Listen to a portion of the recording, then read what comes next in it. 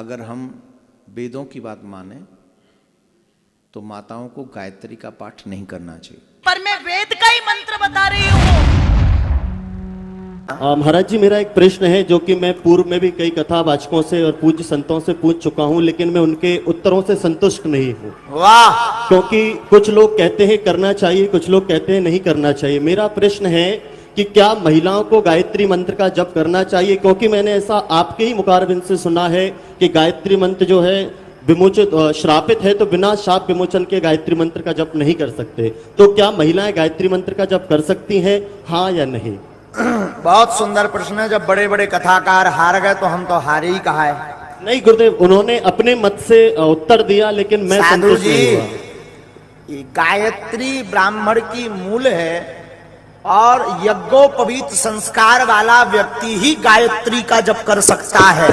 जय हो। स्त्रियों को यज्ञोपवीत पहनने का अधिकार नहीं है, तो इसका मतलब है कि जो है स्त्रियां गायत्री का जाप नहीं कर सकती। बहुत बहुत साधुवाद महाराज जी, बहुत। आप हमें प्रमाण दो, वेद का कोई मंत्र निकाल के दो जिसमें लिखा हो कि स्त्रियां गायत्री मंत्र नहीं बोल सकती, स्त्रियां यज्ञोपवीत नहीं पहन सकती।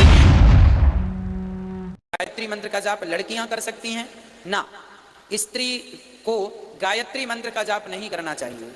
फिर कौन सा मंत्र जपें? आप श्री राम जय राम जपो, श्री कृष्ण गोविंद हरे मुरारी जपो, श्री कृष्ण जपो, श्री राम जपो, जय श्रीमन नारायण जपो। कि जहां नारी की पूजा होगी वहां तो देवता निवास करेंगे। वहीं एक समय में इस नारी के लिए पता नहीं कैसे कैसे शब्दों का प्रयोग किया। नारी नरकस्य द्वारम,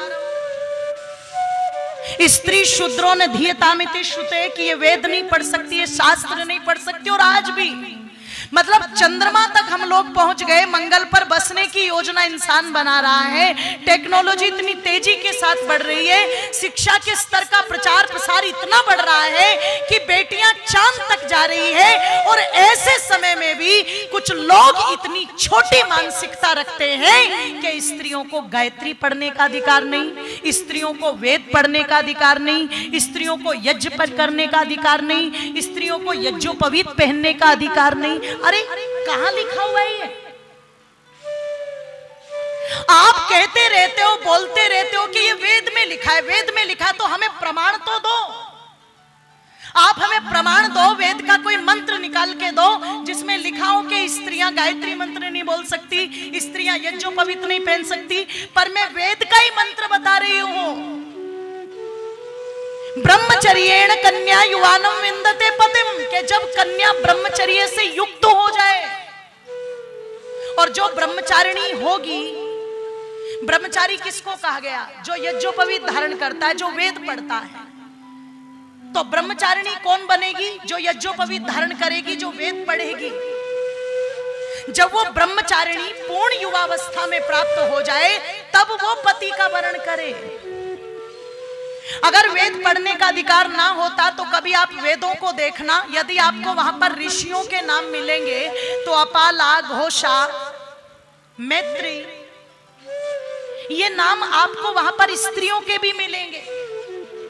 हम लोगों ने उदाहरण दिया था कि जिस समय श्री राम जी वन की अनुमति लेने के लिए माता कौशल्या के पास आए तो उस समय श्वेत वस्त्रों को पहन करके माता कौशल्या वेद मंत्रों का उच्चारण कर अग्निहोत्र कर रही है। अगर मंत्रों की पढ़ी हुई ना होती तो मंत्रों का उच्चारण कैसे कर लेती? जरा विचार करो, सोचो, आप चिंतन करो। आप अगर स्त्री के पढ़ने का विधान ना होता तो फिर विवाह संस्कार में या कई स्थानों पर यह क्यों कहा जाता, इमम मंत्र पत्नी पठेत, इस मंत्र को पत्नी पढ़े।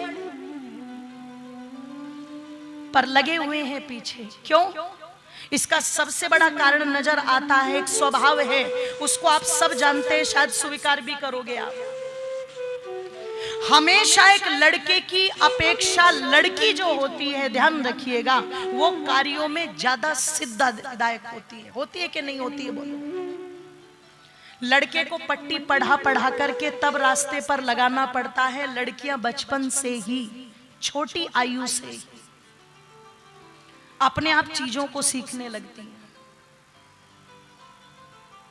तो या तो खतरा रहा होगा कहीं ये हमसे आगे ना निकल करके हमारी पूछ खत्म कर दे, तो चलो इस तरीके से भी इनको घेरने की कोशिश करूं, क्योंकि हर बार जब रिजल्ट निकलता है 10th और 12th का, तो हर प्रांत में, हर पेपर में, मुझे तो पता नहीं, मैं तो यही पढ़ती हूँ क्योंकि मैं पूरे भारत में जाती हूँ, तो हर बार मुझे यही पढ़ने को मिलता है, इस वर्ष भी लड़कों को पीछे छोड़ लड़कियों ने बाजी। हमें तो यही पढ़ने को मिलता है, तो आप कैसे कह सकते हो? अरे और सुनो सुनो, अगर पढ़ने का विधान ना होता तो जरा विचार करना, गायत्री परिवार में गायत्री मंत्र का इतना प्रचार प्रसार जिन्होंने किया, श्री राम आचार्य जी, उन्होंने गायत्री को पिता नहीं कहा, गायत्री को क्या कहा? जोर से बोलो। और यदि उसे माता कहा तो माता ही नहीं पढ़ सकती, कहाँ का विधान है? दूसरी बात, गायत्री मंत्र में बुद्धि मांगी गई है, तो क्या परमात्मा ने अपनी पुत्रियों को बुद्धि नहीं दी? बोलो, दी। वेद के सब मंत्र सबके लिए हैं, इसमें मेरी माताओं बंधुओं किसी प्रकार का कोई विरोध नहीं है। यह विरोध केवल और केवल छोटी मानसिकता का है, जो मातृशक्ति की विद्वत्ता को सहन नहीं कर सकते, यह विरोध केवल और केवल उनका है। नहीं तो बाणभट्ट नाम के एक बहुत बड़े विद्वान हुए हैं, जिन्होंने कादंबरी नाम की एक संस्कृत की नाटिका लिखी है। निवेदन कर दूं, उस कादंबरी की जो नायिका है, उस नायिका के बारे में कहा गया है कि वो ब्रह्मचर्य के तप में तपी हुई यज्ञोपवीत को धारण करने वाली ब्रह्मचारिणी है। बाणभट्ट जैसे विद्वान लिख रहे हैं।